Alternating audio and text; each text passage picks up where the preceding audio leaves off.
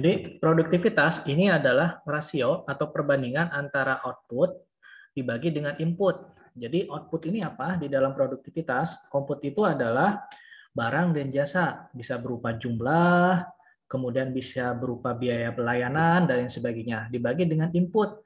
Input ini adalah sumber daya, ya, baik itu sumber daya manusia, sumber daya bahan baku maupun sumber daya keuangan ataupun sumber daya yang lain, gitu ya. Nah, jadi tujuan dari manajemen operasional ini adalah untuk meningkatkan produktivitas, gitu ya. Artinya apa? Kalau produktivitas meningkat, maka yang harus diperbesar apa? Ya outputnya barang dan jasa yang telah berhasil dijual, gitu ya, dibanding dengan input, gitu ya. Jadi kalau misalkan barang dan jasa yang berhasil dijual ini lebih banyak daripada input yang diproses, maka produktivitas itu adalah meningkat, gitu. Baik, jadi kalau kita bicara mengenai produktivitas, ini tidak terlepas daripada sistem. Nah, karena ini adalah berkaitannya dengan manajemen operasional, yang kaitannya itu dengan organisasi bisnis, maka berkaitan dengan ekonomi. Maka kita bicara tentang sistem ekonomi, gitu ya. Jadi sistem ini terdiri dari 3 bagian, gitu ya. Mungkin bagi Anda yang pernah belajar di SMA itu masuk ke IPA, kan pernah belajar ya di mata kuliah, saya lupa. Ada sistem, gitu ya. Kimia kalau nggak salah kimia. Sistem ini terdiri dari input, proses, dan output, gitu ya. Nah, demikian pula di sistem ekonomi maupun sistem-sistem yang lain, bahwa sistem ini terdiri dari input, kemudian proses, kemudian output. Nah, bicara tentang manajemen operasional, inputnya itu adalah pekerja, kemudian modal, kemudian manajemen. Nah, prosesnya apa?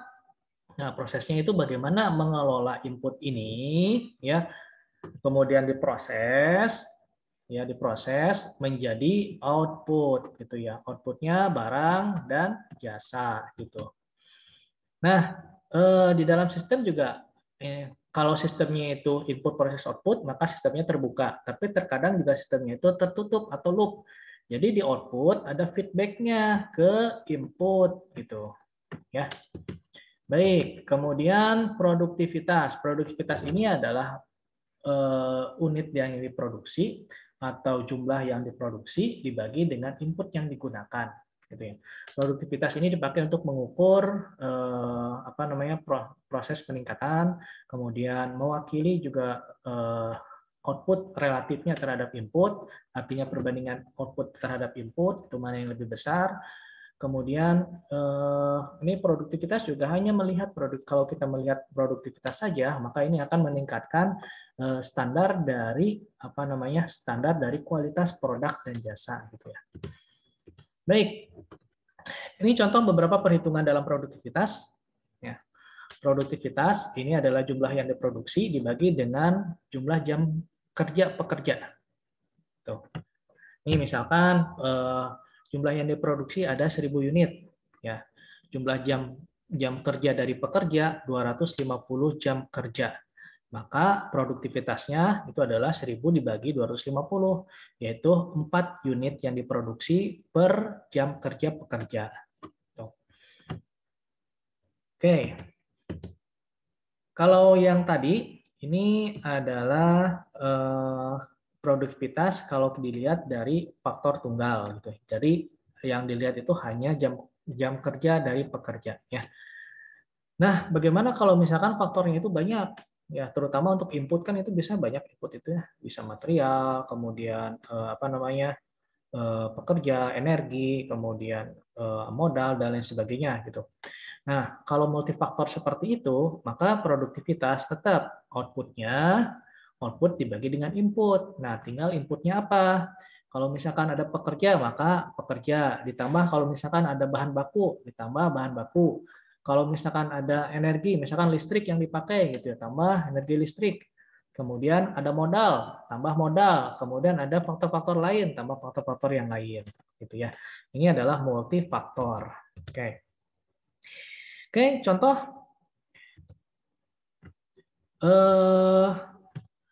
kalau misalkan ada sistem, ya, ini sistem lama, ini ada sistem ini terdiri dari staf yang hanya 4 pekerja, kemudian 8 jam per hari, gitu ya. Kemudian gajinya, biaya gaji $640 per hari. Kalau rupiah itu sekitar 7 jutaan gitu ya. Kemudian 7 juta ini, $640 ini untuk semua pekerja ya per hari. Kemudian ini memproduksi 8 keramik lantai per hari. Kemudian biaya apa namanya itu, biaya overhead, biaya tak terduga, atau bisa jadi biaya lembur, kemudian biaya-biaya yang lain yang di luar di biaya gaji, ini $400 per hari. Maka produktivitas untuk pekerja yang lama, ya kita lihat 8, ya, karena outputnya itu kan keramik ya, 8 keramik ya. Jadi maka 8 dibagi dengan, kalau kita bicara mengenai produktivitas pekerja, maka pekerja itu menggunakan jam kerja kan. Nah, 4 pekerja dikalikan 8 jam kerja, yaitu 32 jam kerja untuk pekerja. Maka produktivitasnya adalah 0,25 lantai keramik per jam kerja pekerja. Ya. Oke, kalau misalkan ternyata perusahaan ini menggunakan sistem baru, yaitu memproduksi 14 keramik per hari, maka produktivitas yang baru itu adalah 14 dibagi dengan 32. Kenapa 32? Karena sistem yang dipakai tetap sistem yang lama, hanya 4 pekerja, kemudian 8 jam per hari. Gitu ya. Maka produktivitasnya adalah 0,4375 keramik per jam kerja pekerja. Jadi kalau kita lihat perbandingan keduanya, maka yang paling tinggi itu adalah dengan sistem yang baru. Sistem yang baru bisa memproduksi 14 lantai keramik. Ya, kalau sistem yang lama hanya 8. Jadi otomatis produktivitasnya adalah meningkat. Oke, kalau misalkan kita gunakan multifaktor, ini outputnya tetap ya, untuk sistem yang lama 8, kemudian faktor inputnya apa saja? Ini ada biaya gaji ya, $640, 640 ditambah biaya yang lain-lain, bisa lembur, misalkan, atau biaya-biaya yang lain ya, tambah 400. Maka hasilnya 0,0077 lantai per dolar. Karena ini dihitungnya per apa? Ada nilai rupiah ya.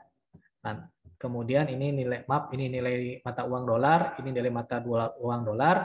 Kemudian ini hari. Harinya ini ada hari, bawahnya juga ada hari, bisa dicoret ya harinya. Di sini juga ada hari ya. Ini hari dicoret, sisanya adalah lantai per mata uang dolar. Ini nilainya seperti itu. Kemudian kalau menggunakan menggunakan sistem yang baru 14 lantai, sama dengan 14 dibagi 640 ditambah 800. Kalau misalkan faktor yang baru ternyata ada biaya yang lain-lain 800. Maka totalnya 0,0097 lantai per dolar. Itu ya. Nah, meskipun biaya overhead atau biaya lain-lain seperti lembur ataupun biaya yang tak terduga gitu ya, ini ternyata lebih tinggi untuk sistem yang baru, tapi kalau kita lihat nilai produktivitas, maka ini lebih tinggi ya untuk sistem yang baru daripada sistem yang lama. Artinya kalau kita konversi produktivitas ini ke dalam profitnya lebih tinggi menggunakan sistem yang baru daripada sistem yang lama. Oke, jadi seperti itu ya kalau dalam manajemen operasional. Kita harus menentukan kebijakan apakah menggunakan sistem baru atau sistem lama, kita hitung secara baik-baik, secara matematis. Meskipun sistem yang baru itu ternyata biaya lain-lainnya itu terduganya itu lebih banyak daripada dengan sistem yang lama, tapi kalau coba kita hitung secara detail, ternyata kalau dihitung secara detail produktivitasnya meningkat. Artinya profitnya itu kalau misalkan barang tersebut terjual, pasti profitnya lebih tinggi. Oke, jadi seperti itu ya. Oke. Jadi permasalahan-permasalahan di dalam manajemen ini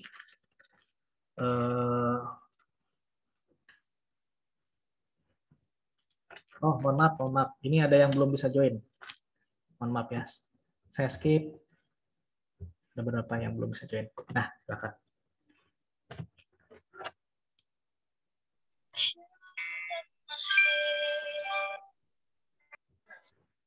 Oke, baik. Kita lanjutkan ya. Masalah-masalah pengukuran ini berkaitan dengan seperti tadi kan pengukuran untuk produktivitas ini pasti berkaitan dengan kualitas, ya. Kemudian berkaitan dengan elemen-elemen luar. Tuh. Kemudian unit yang diproduksi, ukurannya, kemudian presisinya dan lain sebagainya, gitu ya. Jumlahnya dan lain sebagainya. Oke. Baik, variabel-variabel dalam produktivitas ini seperti di contoh tadi. Contohnya itu variabelnya itu pekerja, jam kerja, biaya upah pekerja, biaya lembur gitu ya. Kemudian ada lagi variabel yang lain, modal, kemudian ada lagi variabel yang lain, manajemen. Nah, dari ketiga variabel produktivitas ini ya, maka kalau kita lihat variabel yang paling tinggi memiliki kontribusi terhadap peningkatan produktivitas itu adalah manajemen.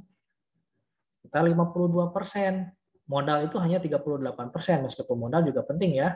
Tapi modal besar tanpa ada manajemen yang baik, ya usaha mungkin tidak akan berjalan dengan baik. Kemudian pekerja 10%, gitu ya. Nah, ini artinya apa? Artinya potensi mengembangkan manajemen operasional ini ada di sini, ada 52%. Nah, jadi kalau manajemen operasional itu benar-benar diterapkan secara baik, maka 52% ini dapat memberikan kontribusi terhadap peningkatan produktivitas. Tuh. Baik, ini kata kunci di dalam variabel untuk meningkatkan produktivitas pekerja, gitu ya. Ya, yang namanya pekerja, maka kita harus memilih pekerja dengan kualitas yang baik, kan seperti itu ya. Maka salah satu cara untuk melihat kualitas pekerja yang baik itu adalah didasarkan dari dasar pendidikan. Apakah pendidikannya itu sesuai atau tidak, gitu ya. Apakah menguasai permasalahan yang ada di lapangan atau tidak, gitu ya. Kemudian ada juga sosial-sosial permasalahan sosial yang lain gitu ya. Kemudian bagaimana cara memaintain dan meningkatkan skill dari pekerja itu juga yang penting ya. Oke, labor skill. Nah, ini ada beberapa kalau dari buku contoh Hazard mungkin di Indonesia banyak kasus seperti ini ya. Jadi pekerja, orang yang mendaftar bekerja yang umurnya 17 tahun ya, rank antara 17 sampai dengan 21 tahun, ternyata mereka belum bisa menjawab beberapa pertanyaan-pertanyaan simpel. Contohnya apa pertanyaan-pertanyaan simpel? Ini contoh. Kalau misalkan ada kotak panjangnya 6, lebarnya 4, maka luas kotak berapa? Kan gampang ya, tinggal 6 kali 4 berapa? 24 ya. Nah, ternyata ada beberapa pekerja yang melamar pekerjaan tidak bisa menjawab hal permasalahan sederhana seperti ini, gitu ya. Kemudian, apabila 9Y ditambah 3 sama dengan 6Y ditambah 15, maka Y berapa? Ini kan hanya proses, kalau dari matematika ini hanya proses eliminasi kemudian substitusi, atau misalkan pindah ruas saja, ini pindah ke sini gitu ya. 15 dikurangi 3 berapa? 12 ya. Kemudian 6Y pindah ke sini, jadi 9Y dikurangi 6Y berapa? 3 gitu ya. 3 gitu ya. Sehingga Y itu pasti 12 dikurangi dengan 3 berapa? 12 kurangi 3? 9. 9. 9. Oh, maaf, 2. 12 dibagi dengan 2. Maaf, 12 dibagi dengan 2. Hasilnya adalah 6 ya. Kan mudah gitu. Ada juga permasalahan yang tidak bisa dibanding, maksudnya ini ada perbandingan. Ada permasalahan ini yang membuat orang bingung. 84% dari 100. Oke, mana yang lebih besar? 84% lebih besar dari 100 tidak? Tidak kan ya? Yang namanya persentase itu 84 dibagi dengan 100 gitu ya. Pasti hasilnya itu adalah 0,84 karena 100% itu sama dengan 1 gitu ya. Nah, hal-hal permasalahan seperti ini yang memang bisa dipakai untuk melihat bagaimana kualitas dari calon pekerja gitu ya. Oke, nah produktivitas ini berkaitan dengan investasi ternyata. Jadi kalau persentase investasinya meningkat, produktivitas juga meningkat. Ya, memang seperti itu karena investasi berkontribusi kurang lebih 38% terhadap nilai produktivitas. Tapi jangan lupa kalau bahwa ada faktor yang lebih besar yaitu manajemen. Oke. Nah, manajemen betul lebih besar, tapi jangan lupakan juga investasi, karena usaha tanpa modal tidak akan berjalan. Seperti itu. Baik, sampai di sini. Kira-kira ada pertanyaan? Ini untuk bab pertama tentang operasi dan produktivitas. Materinya ini silakan Anda download. Untuk PowerPoint ini bisa di-download di Google Classroom. Kemudian silakan isi daftar hadir di Google Classroom. Saya simpan di pertemuan 2. Silakan di-download dan diisi daftar hadirnya ya. Oke, ada pertanyaan sampai di sini? Kira-kira tidak ada? Baik. Untuk tugas nanti tidak ada. Kalau tidak ada, untuk tugas nanti saya akan upload kemudian ya, tugas individu tetap di Google Classroom. Nanti tiap minggu saja dicek atau nanti saya akan informasikan kalau tugas nanti sudah diupload ya. Baik, terima kasih atas perhatiannya semua. Terima kasih atas kehadirannya yang sudah bisa bergabung dengan kuliah ini. Yang belum bergabung, saya harap minggu depan bisa bergabung ya. Karena meskipun namanya mata kuliah itu tidak ada paksaan ya, tapi kalau misalkan ingin nilainya bagus, maka kehadiran ini tentu saja akan diperhitungkan. Tuh. Baik, sampai ketemu minggu depan. Nun wal qalami wa ma yasturun. Wassalamualaikum warahmatullahi wabarakatuh. Waalaikumsalam warahmatullahi wabarakatuh. Terima kasih, Pak. Ya, sama-sama.